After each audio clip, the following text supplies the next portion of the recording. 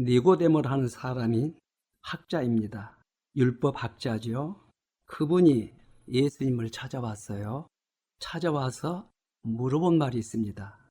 선생님, 나는 선생님을 뵀을 때 선생님은 하늘에서 내려온 분이 분명합니다. 그렇기 때문에 선생님이 하신 일은 아무나 할 수 없다고 그렇게 말을 하면서 내가 어떻게 해야 영생을 얻겠습니까? 하고 물어봤습니다.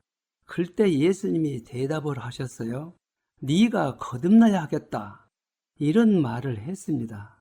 그때 니고데모가 다시 예수님에게 대답하는 말이 있어요. 어찌 그런 일이 있을 수 있습니까? 내가 어떻게 내 어머님 배에 들어가서 다시 태어납니까?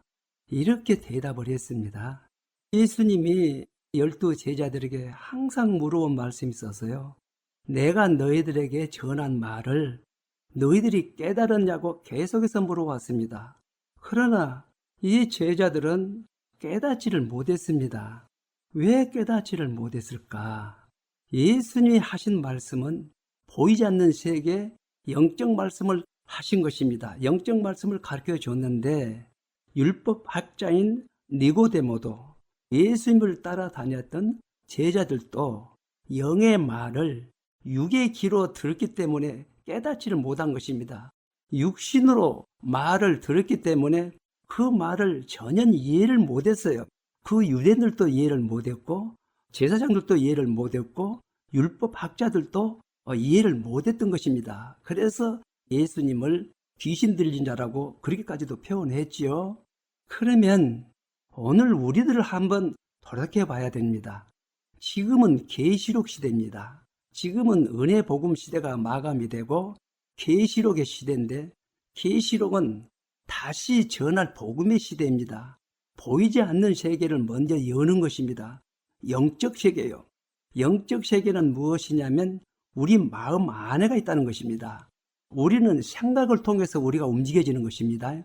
생각을 통해서 우리 마음 안에 들어오는 것입니다.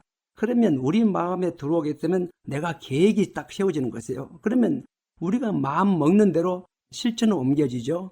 그렇기 때문에 제일 중요한 것은 너희들이 생각이라고 말한 것입니다. 그래서 너희들이 무슨 생각을 하고 무슨 말을 하고 무슨 행동을 하느냐 이것을 가리키는 말씀이야지. 계시록 말씀은 내면의 세계가 그런 것입니다.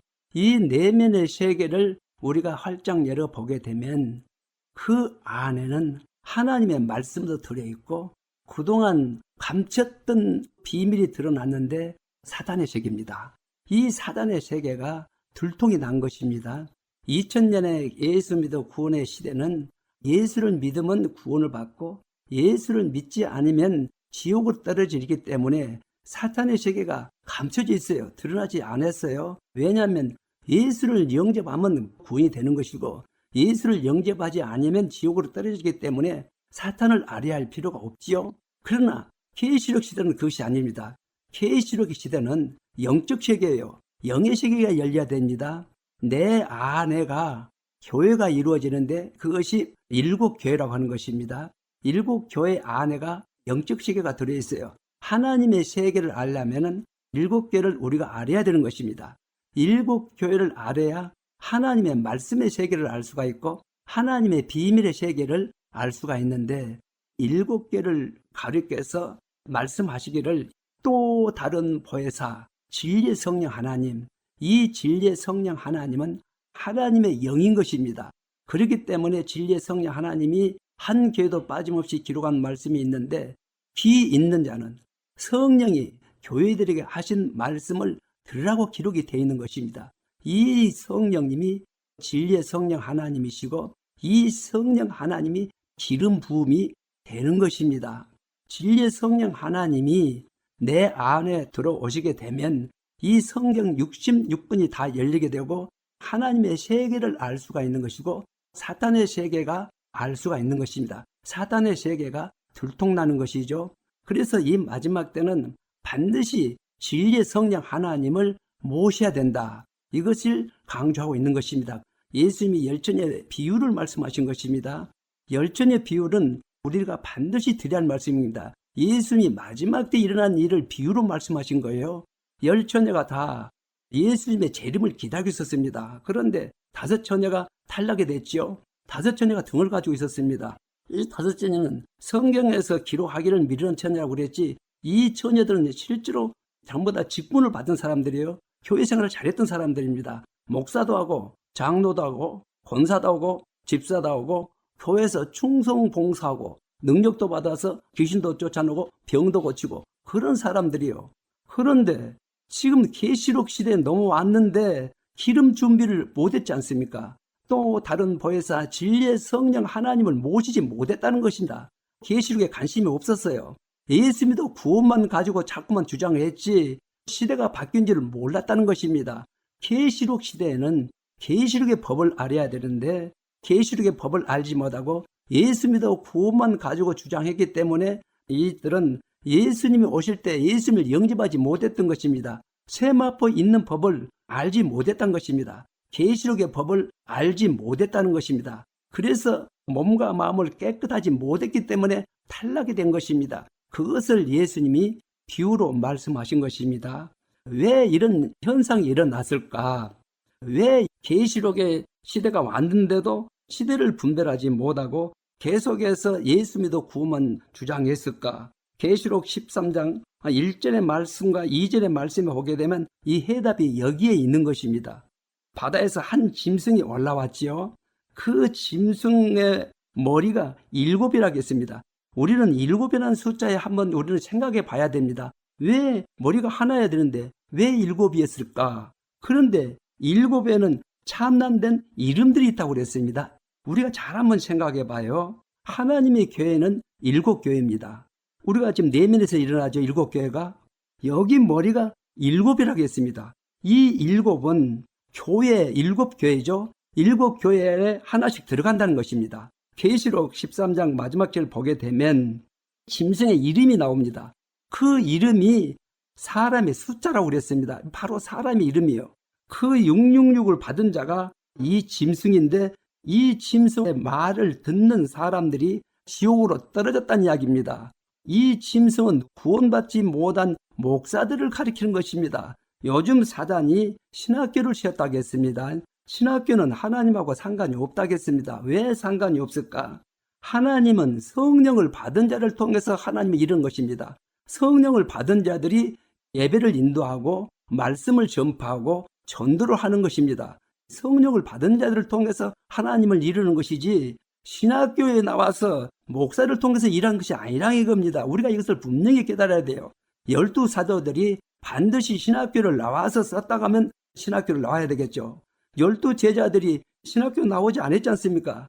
성령을 받고 보니까 권능이 일어나가지고 예수는 그리스도라고 외치고 목숨을 바치며 가면서까지 말씀을 전했던 것입니다. 증거를 하는 것이죠.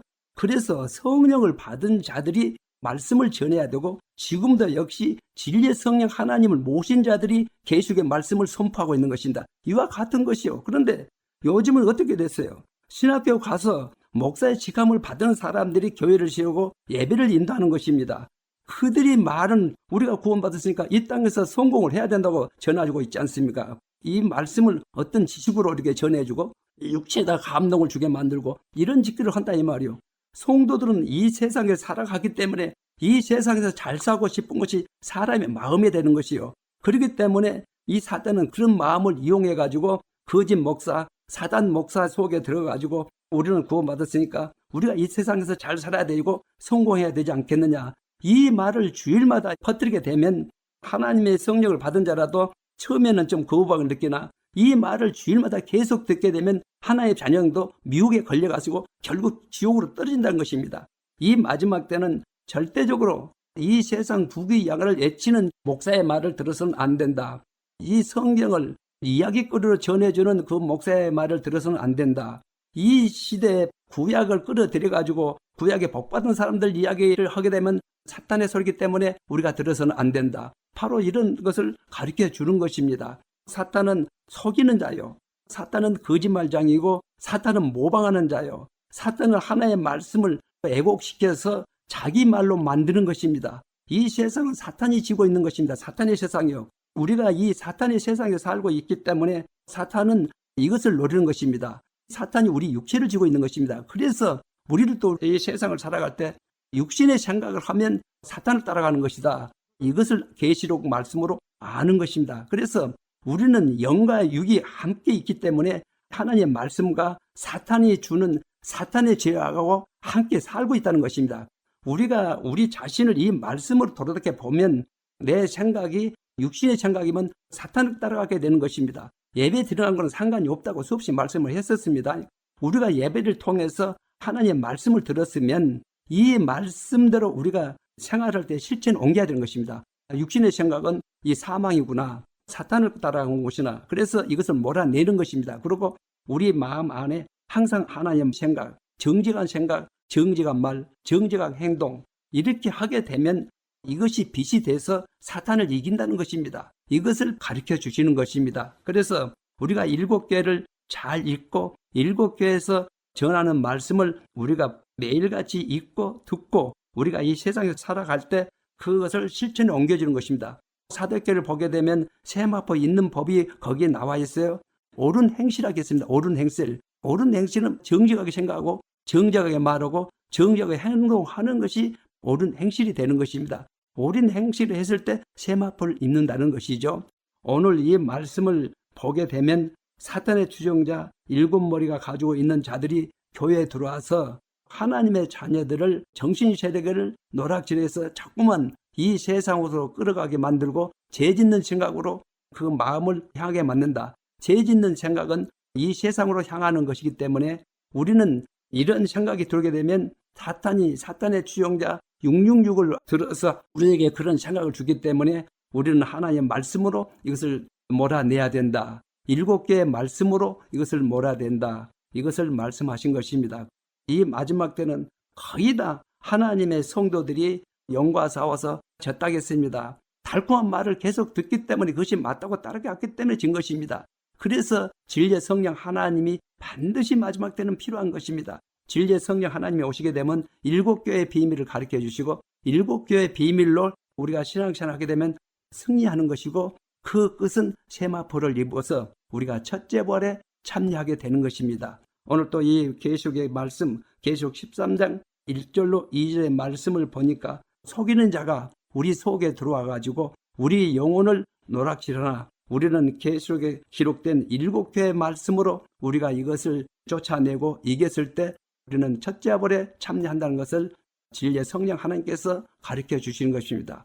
오늘 이 말씀을 붙들고 반드시 죄와 싸워 이겨 첫째 부활에 참여하시기를 주 예수 그리스도 이름으로 기원합니다.